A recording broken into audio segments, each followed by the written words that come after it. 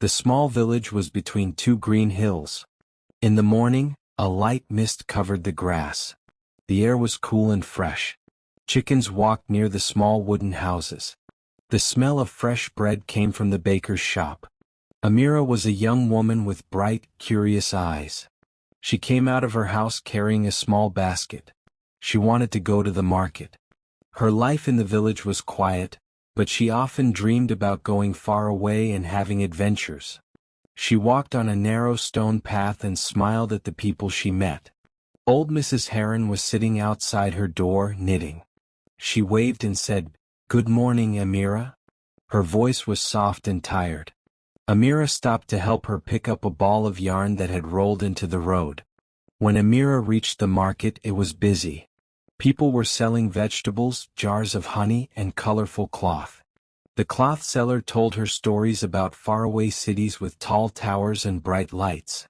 Amira liked hearing about these places. While she was choosing apples, she heard two men talking quietly. They spoke about strange footprints near the forest. The tracks were too big for any normal animal. Amira pretended she was not listening, but she remembered their words.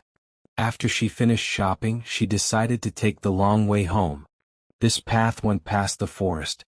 The tall trees stood close together, and the leaves moved softly in the wind.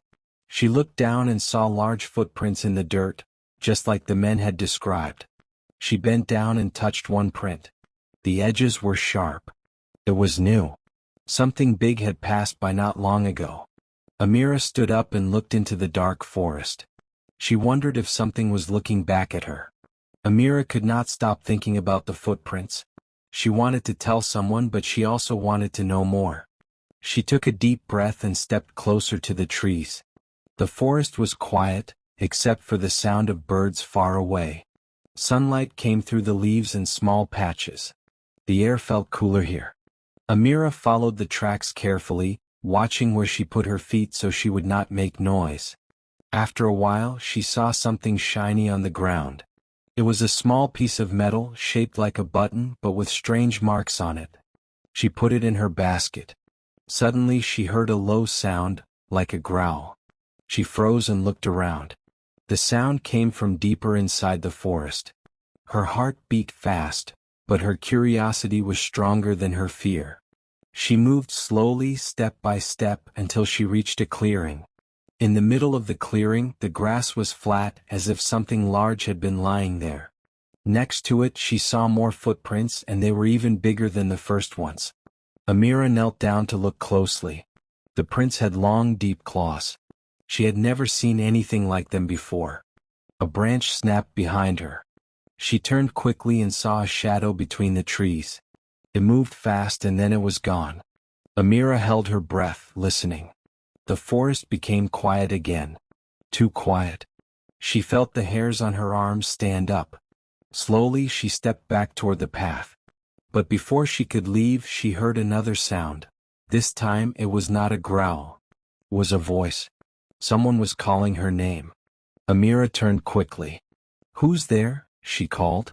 From between the trees, a man stepped out. He wore dark clothes and a hood that covered most of his face. His boots were muddy and he carried a long walking stick. "Amira," he said in a low voice. "You should not be here." She took a step back. "How do you know my name?" "I know many things," the man replied. "And I know what made those footprints. It is dangerous." Amira felt her hands tighten around the basket. "What is it?" she asked. The man looked around the forest before answering. "It is not an animal you know. It comes from far away and it hunts at night. You must stay away from this place."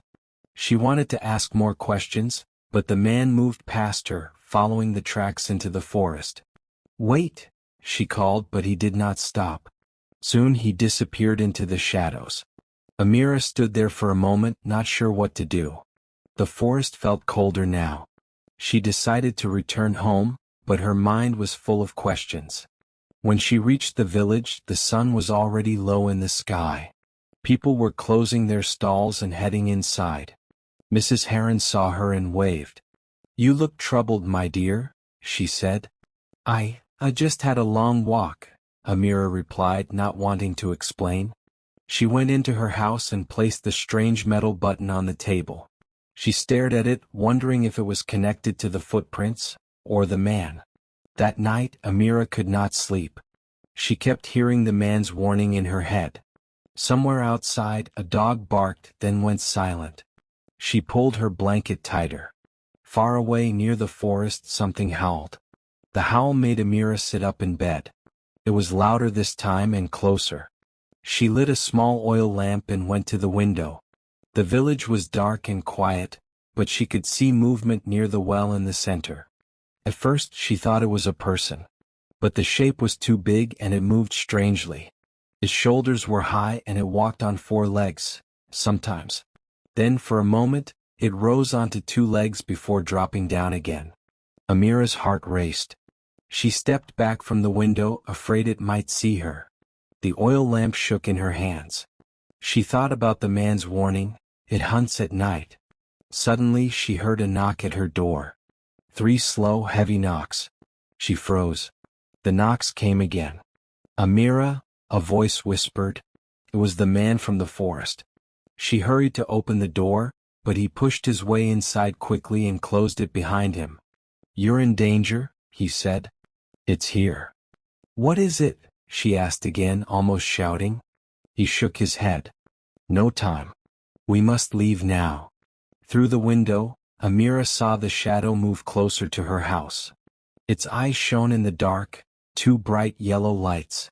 The man grabbed her arm and pulled her toward the back door. "Stay quiet," he whispered. They slipped out into the alley behind the houses. They moved quickly, keeping close to the walls. The sound of claws scratching on stone followed them. The creature was hunting. At the edge of the village, the man led her toward the forest. Amira wanted to run in the opposite direction, but he held her firm. "Trust me," he said. "The forest will hide us." Behind them, a low growl shook the air. The forest swallowed them in darkness. The man moved fast, leading Amira along a narrow path she had never seen before. Branches scratched her arms, and the sound of running feet came from behind. "It's following us," she whispered. "I know," the man said. His voice was calm, but his eyes were sharp. "We have one chance to stop it." They reached a small clearing. In the middle stood a tall stone with strange symbols carved into it. Symbols like the ones on the metal button Amira had found. The man pulled something from his coat, a second button bigger and brighter than hers. He placed it in the center of the carvings. "Give me yours," he told her. She handed it over without thinking. He set the 2 pieces together, and the stone began to glow faintly. The growl came again, much closer now. Yellow eyes appeared at the edge of the clearing. The creature stepped forward, huge, with long claws and fur as dark as night. Its teeth shone in the light of the stone. "Stand behind me," the man said. He raised his walking stick, which now looked more like a spear. The stone's light grew stronger, filling the clearing. The creature charged, but when it reached the glowing stone, it stopped and roared. The light spread over its body, making it stumble backward. It let out a terrible cry, then vanished into the air like smoke. Silence returned. Amira felt her knees weaken. What was that?" she asked. The man turned to her. "A hunter from another world. The stone is a gate. The buttons are its keys. Without them it cannot return." Amira looked at the stone, still glowing faintly. "Will it come back?" "Not if we guard this place," he said. "And now, so must you." Before she could answer, the man walked into the shadows and was gone. Amira stood alone in the clearing.